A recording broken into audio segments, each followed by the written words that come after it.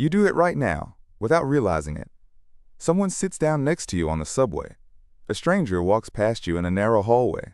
A new coworker leans over your desk to point at your screen. And somewhere between that moment and the next, your breathing changes. It gets shallower.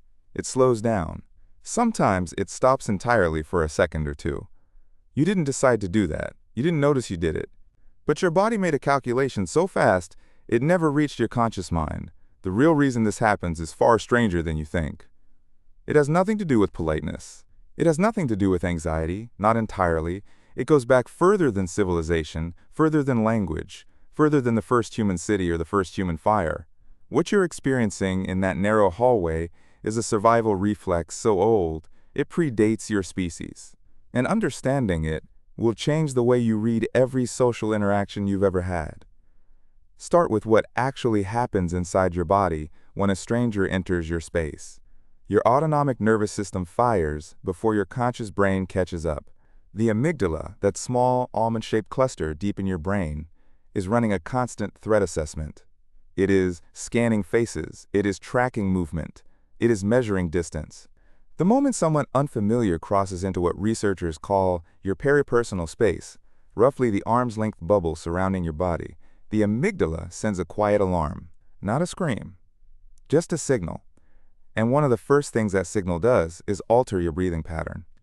Psychologist Graziano at Princeton University has spent decades studying how the brain maps and defends the space around the body. His research shows that the brain treats peripersonal space almost like a second skin. It's not empty air. Your brain is actively modeling it, tracking what's inside it, and preparing your body to respond if something enters it unexpectedly. A stranger walking toward you isn't just a visual event. It's a spatial event that triggers a measurable physiological response. The breath hold is part of that response. Think about why that makes sense from a purely mechanical standpoint. When you're perfectly still and holding your breath, you make less noise. You become slightly harder to locate by sound. You reduce your own movement. In a world where threat detection depended on hearing rustling grass or footsteps approaching in the dark, freezing your breath for a fraction of a second was a feature, not a malfunction. It bought your nervous system time to classify what was approaching before committing to a full response.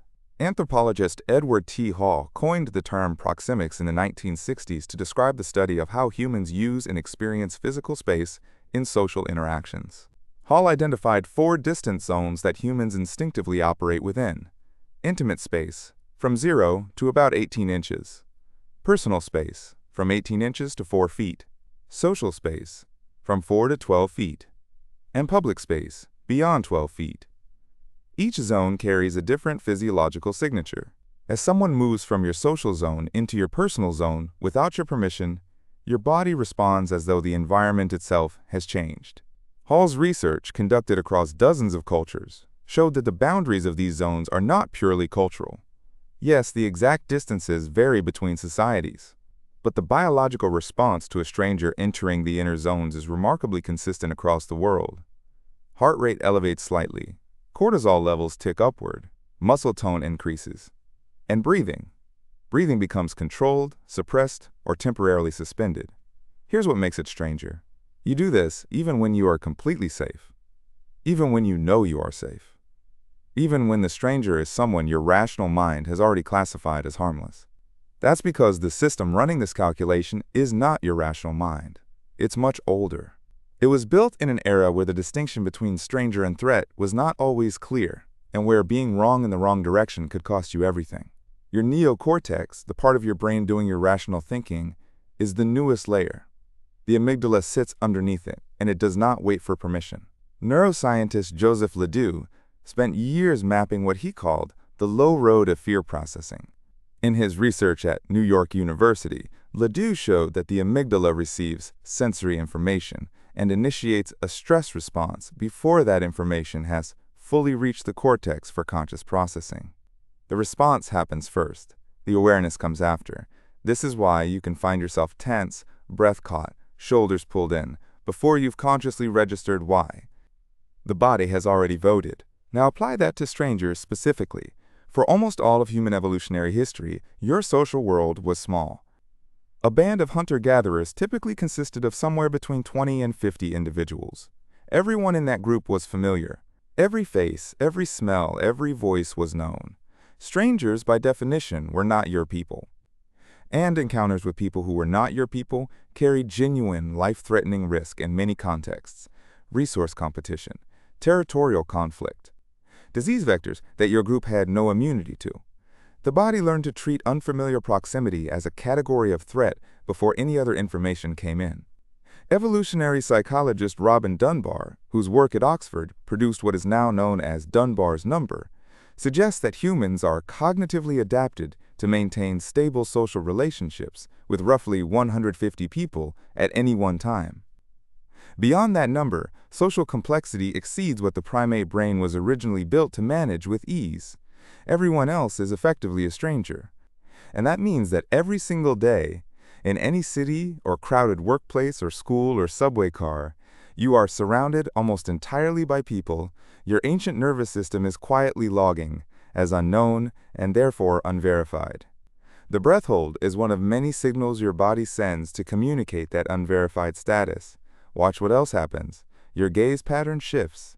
You tend to look slightly away, not making full eye contact, which in primate behavior signals non-aggression. Your shoulders often curl slightly inward, making your body marginally smaller. You may cross your arms, cross your legs, or angle your body away from the stranger. And your voice, if you speak, may become slightly flatter, more neutral, with less prosodic variation. These are all part of the same ancient suite of appeasement and concealment behaviors.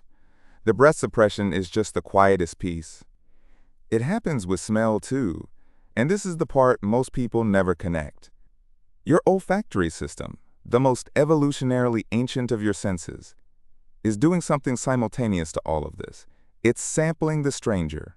Humans produce a cocktail of chemical signals, including compounds like androstenedione and estrotetranol, that carry information about immune system profile, stress state, and biological relatedness.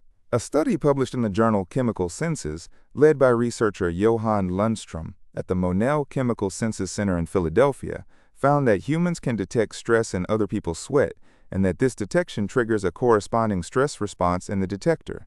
You are literally breathing in another person's emotional state. And so the system does something elegant in its ruthlessness. It asks your body to briefly hold that breath and slow the intake at the exact moment your olfactory system is trying to run a threat assessment. A shallow, controlled breath samples more carefully. It allows your sensory system to gather chemical data without committing to a full inhale of someone else's chemical environment. There's a reason you've probably noticed this more on crowded public transit than in, say, an open field. Enclosed spaces amplify every dimension of this response. Peripersonal space violations are harder to avoid. Escape routes are reduced. The amygdala doesn't distinguish between a crowded elevator in a safe office building and a confined space with an unknown entity in the ancient landscape it was built for. The math is the same. The response is the same. What's remarkable is how this shapes entire patterns of social behavior. People who work in professions that require them to be physically close to strangers, doctors, nurses, hairdressers, massage therapists, report developing what researchers describe as a kind of professional override of this reflex over time. The amygdala doesn't stop firing, but the cortex learns to quickly reassess the context and downregulate the response. It takes repeated exposure. It takes professional identity as a reframing tool. The response never disappears entirely, it just gets shorter. And here's the mirror that brings this all the way back to you.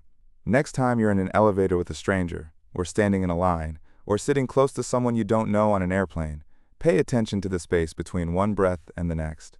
There's a small stillness there, a pause your body inserted without asking you.